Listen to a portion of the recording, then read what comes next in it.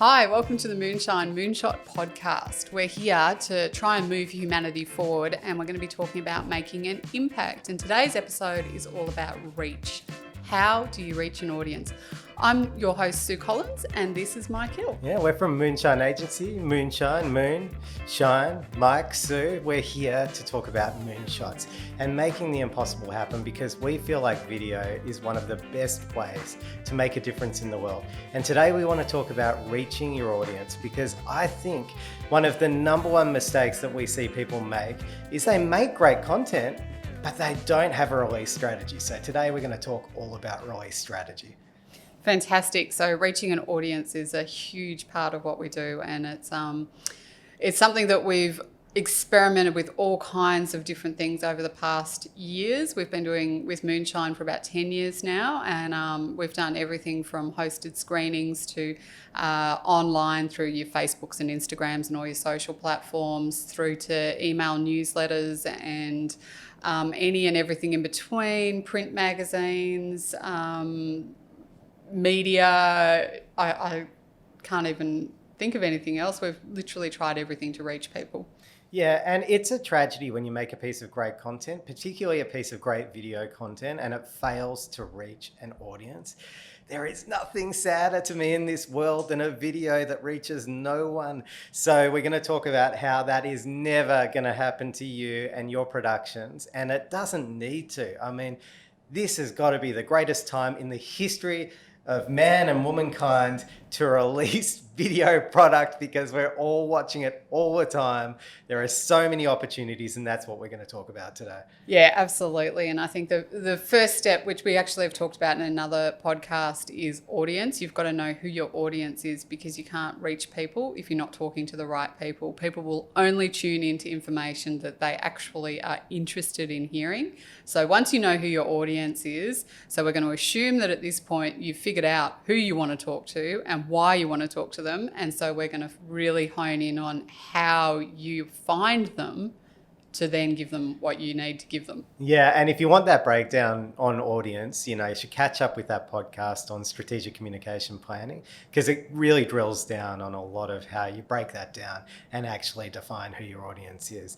But today we're going to be using a case study from Queen Victoria Market. So for those of you who haven't been to Melbourne or Australia, Queen Victoria Market is an iconic market.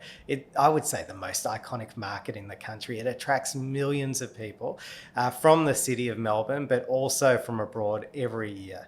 It is an absolute icon, wouldn't you say? Oh, absolutely. I mean, having grown up in Melbourne, obviously I'm very familiar with the market, and I'd spent actually a lot of time there in my younger years and when I went to uni and was going through the city. But to reconnect with the market through doing this project, it was a really interesting experience for me because what they're doing in there and how they understand their customers and what they're trying to do to reach their customers is really interesting, and they're coming at it more from a marketing perspective, and they engaged us to help make videos to speak to their audience. So it was a really fun project, and I certainly know a lot more about Big Market now than I ever thought that I would.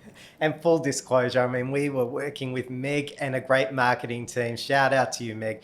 We were having a great time working with a team that had established good presence online already through their website and through some of their social media platforms that we were working on. Audience building, platform building is part of what video does, of course. But maybe we'll do another podcast specifically on how to develop platforms. But This podcast is not about that. It's about how do you make sure that the videos that you produce get to the audience you need to reach. So let's talk a bit about the audience that the market was trying to reach this year.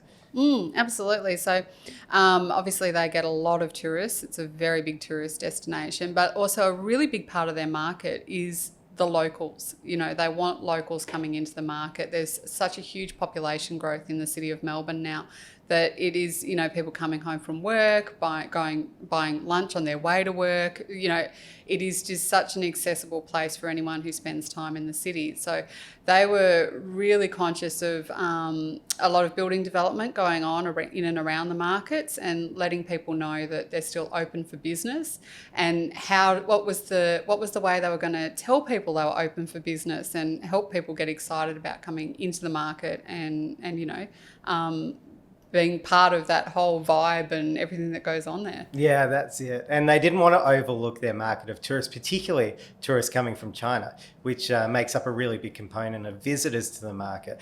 But for those of you who've never been to this place that we're talking about, for background, it is huge. It's not just a food market. It has everything. Like, it is one of the greatest markets you can imagine in terms of being able to, you know, to buy anything there. That also is a bit of a challenge, right? Because you've got people that are interested in some things and not others. So we really had to manage that. And when the marketing team came to us, they really wanted to be quite agnostic about showing different parts of the market. So let's give a bit of an overview on what we produced. We produced a series of films called Hidden Stories of the Queen Victoria Market. Why Hidden Stories? Well, this was really interesting on their behalf that they tapped into this, because it's, even if you're a local to Melbourne, it's the market's such a historical place. It's been there for such a long time, and there are families who work in the market who've had stalls for generation on generation, and you know, they've know the other stall holders, their families have known each other for years. There's been marriages, there's been all kinds of, you know, relationships have developed over the years, and just the traders themselves and the relationships that they have with customers that have gone on for generation after generation. So there's all these beautiful kind of connections going on around in the market that I just don't think most people would even realise if you were just, you know, wishing through to grab some tomatoes or whatever you're doing. Yeah, and it was really important that we reminded the audience of locals about what they love about the market. And we also wanted to connect with those visitors that were coming to town as well. So the story we're going to tell is about reach. In terms of how many people did these videos reach, we made 10 of these hidden stories in different versions, in different languages. We also made a promo video that hasn't released at the time of recording this, and a video about their ultimate foodie tour, which I think are included in these numbers. So let's call it a series of roughly 11 videos with versions. I don't think they've all been released at this point.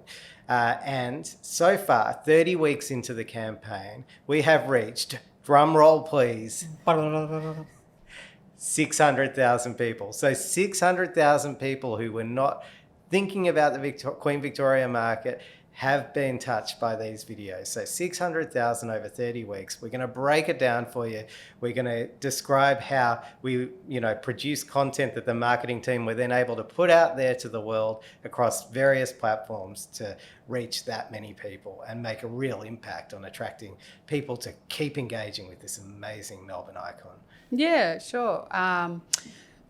So just trying to work through what you were just saying there. There's a lot to unpack there. So when we're thinking about, you know, I guess I just want to clarify, when for a lot of people may not understand what we're meaning by versions when you're talking about films. So a version can be, you make a 2-minute film and then you might make a 1-minute cut down of that film, and that one might be for Instagram, one might be for Facebook, one might be subtitled in Chinese language, one might be put, you know, and one might be cut to 15 seconds for an ad or something. So that's what we're talking about. We're talking about versions, and all of those versions go out, and then that was of all of those versions, the reach was, something 600,000. 600,000 so far at last count, 30 weeks into the campaign. So let's start off with, we'll go into those versions, but we'll start off with why a series.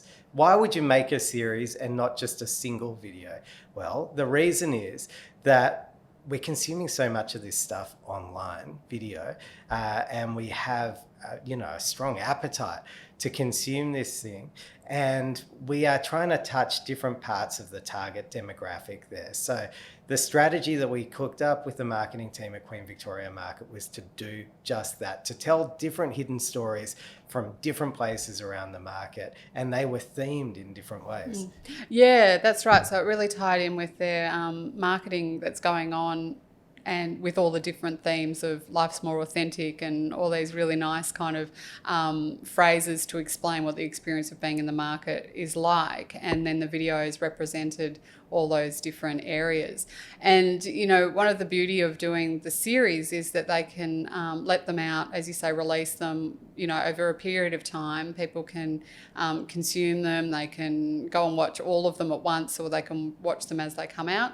And the advantage to that is that if you made all of those 10 stories in one video, it could have been 20 to 30 minutes long, and that's a lot for someone to sit down and watch. But if you just give them 2 minutes and you tell a great story in 2 minutes, they can learn a lot about whatever that was.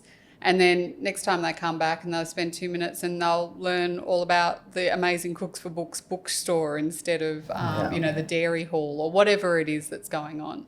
Yeah, shout out to Tim at Cooks for Books. So Books for Cooks, I always get that the wrong way around. So let's talk about the types of themes that the market were picking up on so that they could tap into different parts of their target audience. So there were things like community, family, multicultural, sustainability. So as you can see, we were inspired by this brief that it should be a bit like Humans of New York, this really authentic storytelling around true stories from the market. And then we picked up on different themes like community and sustainability, which would hit different parts of their target market. And as you say, we produced videos that were around 2 minutes long, and that was the long version. And that was actually the destination video that we used and housed on the Queen Vic Market website. And then we created shorter versions that funneled people into that long version. So how did we do that? We created shorter versions that were suitable for Facebook and Instagram in particular, because these were two super important platforms for the market. So what are your thoughts on making videos for those platforms? Oh, well, I think it's they're obviously two of the most popular social media platforms. But again, it comes back to knowing where your audience is. The Queen Vic Market knew that they already had a really good base on Facebook and on Instagram, so it was a natural fit for making videos that would suit those platforms. But it could be LinkedIn, it could be Pinterest, it could be, there's so many different variations and options. Twitter, you can tailor content for all these different platforms. Again, it really comes back to who's your audience and where are they. I think they might have even used, for the Chinese audience, didn't they use one of the phone apps? Yeah, WeChat. Yeah. So because the Chinese market should not be overlooked in the market analysis here, we created videos with burnt-in Chinese subtitles, meaning the subtitles in Chinese are always on screen at the bottom, and those were then uploaded to WeChat. So I wasn't able to get the WeChat stats in the 600,000, so that may have pushed it up well above that.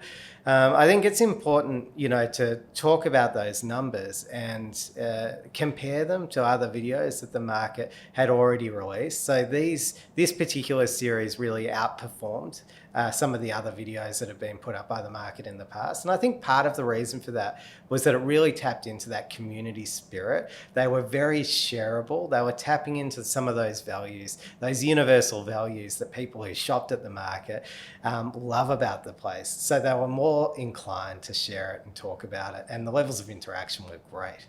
Yeah, and I think that's a really good point that you're making, is that that reach component really does come back through when you're looking at a platform like Facebook, and sharing is a huge part of how that platform works. People sharing that content with their friends, and that grows the reach. So if you're doing short web-based videos, being able to share them is having content that people want to share is really important. Instagram gets a lot of interaction, likes and comments, but it's not shareable in quite the same way. So the reach comes from people seeing it in their news feed and then it getting promoted in the news feed and then finding it that way. Whereas Facebook, you can find things because someone shares it with you or they tag you, or so, you know, there's slight variations in the way these platforms do reach different audiences, and that's probably a whole different podcast altogether about the way these different platforms work. But again, it's understanding that you need to create shareable content if you're trying to get a really broad reach. That's right. And the analytics really showed that as well. So Facebook was the biggest in terms of view count. I think there was no or minimal sort of advertising spend around this content, which is great. You know, when you don't have to do too much advertising, that's the best. And I think those Facebook algorithms really support engagement, comments, shares, likes, etc. So it was getting all of that type of stuff. The engagement levels were high, which meant that Facebook was able to serve it out to more people across their network, hence more views. I think the next best performer was Instagram after that, for the reasons that you identified. WeChat, we don't know. And then YouTube was next, which was the sort of destination video on the website. But of course, you know, what a great impression. People have come to your website, they're consuming these amazing stories there, and they can find out everything they need to know about you. Yeah, that's right. And reach with YouTube's really quite a different thing as well, because with YouTube you can actually optimize it for your search terms, and people can, you know, type into Google, you know, Queen Victoria Market, and up will come videos or written content, and then they click on it. So if you're doing all that sort of back end optimization, YouTube's going to serve you really, really well, and it gets a more organic reach in that way because people can discover it through search, be it Google or wherever else you're using. Yeah, let's veer off down that path for a minute for people that don't know that YouTube is the second largest search engine in the world after Google. Of course, YouTube is also owned by Google, which means that when you put a video on YouTube and you put that metadata around it, all that information that allows Google to find it, then Google will serve it up preferentially in search. So it's more likely to be seen on search, in this case around Queen Victoria Market. So I think that's what I love about YouTube. You know, it's the long game. If you've got great content, you publish it to YouTube. Yeah. You're not going to see those huge numbers that you get off Facebook and Insta. No. Because they work in a different way. Especially not in the initial, unless you've already got a really big subscriber base to begin with. Yeah, that's right. You know, you don't need to boost them like you sometimes do on Facebook as well, you know, to get the reach that you're going for. But you get this great long tail with YouTube because of that searchability. So you find it's like the tortoise and the hare. You know, Facebook just kills it out of the gate. But, you know, it's not as vital for as long, whereas YouTube can just go and go and go and build for years if you want to keep that content online. And often, you know, if we check in on these videos in a year, you know, I wouldn't be surprised to find that YouTube is now the top performer after a period of time. Yeah, and it also develops that long tail because obviously the YouTube links, unless you're using Vimeo, of course, as well. But if you're using YouTube, you're going to use that video to embed in your website. And so when people come to your website and they click on the video, it increases your YouTube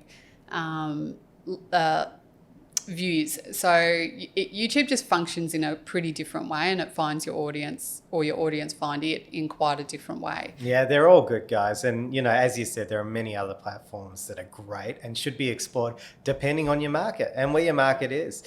So in the case of this story, the market was on, you know, WeChat, Instagram, Facebook, and YouTube. So that's what we published to. And, you know, I'm so proud of this series. I just think it's really heartfelt. I want to talk a little bit about duration. You know, often people say, what's the perfect duration for videos? So maybe we should break that down a little bit. So there's a lot of great stats out there. You know, you can go to YouTube and, you know, to find out some information about this. I don't think there's like a magic answer to this one. What's the right duration? But for this particular series, what we ended up landing on was the longest films we made were somewhere between 90 seconds or a minute and a half and 2.5 minutes long. So that was where the long ones sat. And we saw really good engagement around those, and you can actually, you know, track this and see if people have watched right through to the end of the videos. And that's a good duration to get people to watch the whole video and get to the all-important call to action at the end. Yeah, that's right. And so you are a bit limited on Instagram. Obviously, videos need to be under a minute, but then there's Instagram stories, which is a whole different thing again. And I think with, Facebook, they do prefer shorter form content, although that is changing somewhat. And YouTube, you can obviously make much longer form content as well. So it really comes back to knowing your audience and how much would your audience want to consume and what's the type of content and can you tell the story. So I think all of these factors are really important, and I don't personally get too hung up on duration because I think it's about the content.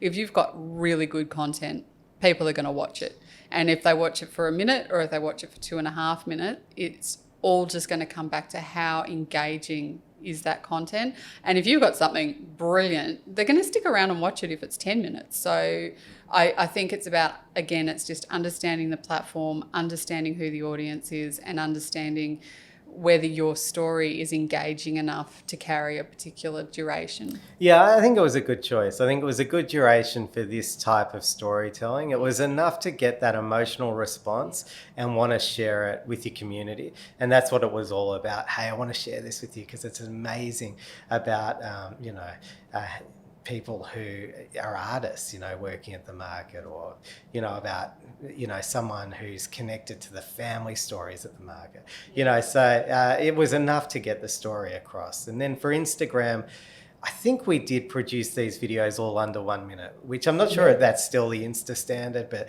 it has been up until recently that Insta videos could only be 1 minute in duration. We also created some vertical format videos for Insta stories. Also, they were pretty short. Yeah. And for Facebook, we also went sub 1 minute. It was just seen as the best way to funnel people through to the site, and the longer video and where they could experience that on the market website.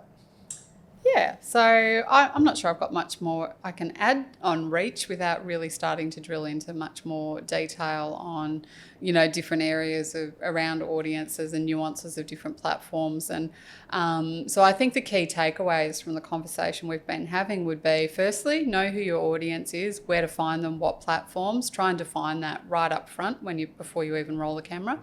Then make sure you've got a really good story to tell, and then package that story up in the right duration. Series is great if you've got longevity with that.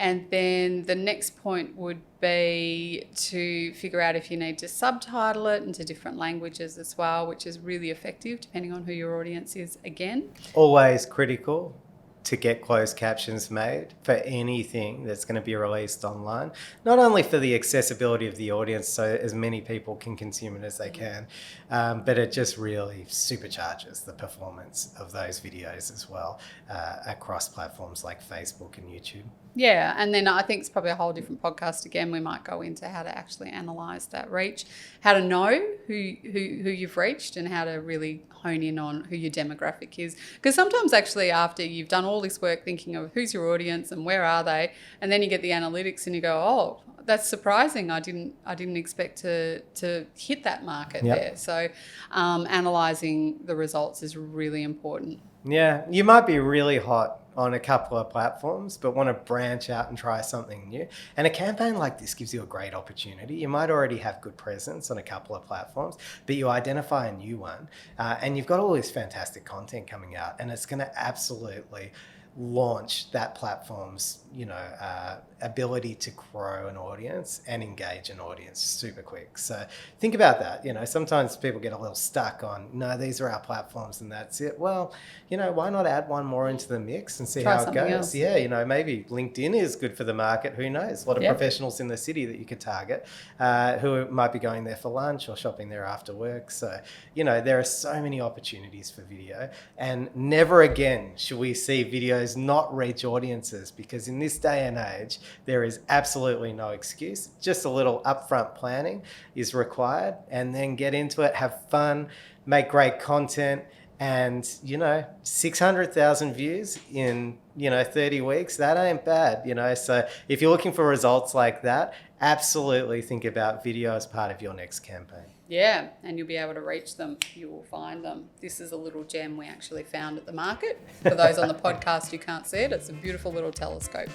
So thank you so much for joining us, and we hope you've really enjoyed today's episode. And if there's any questions, please leave them for us. It's really helpful for us to know what you want to know more about. And if you have been inspired, please do leave us a review. It really helps with us reaching more audience. There you go, reach.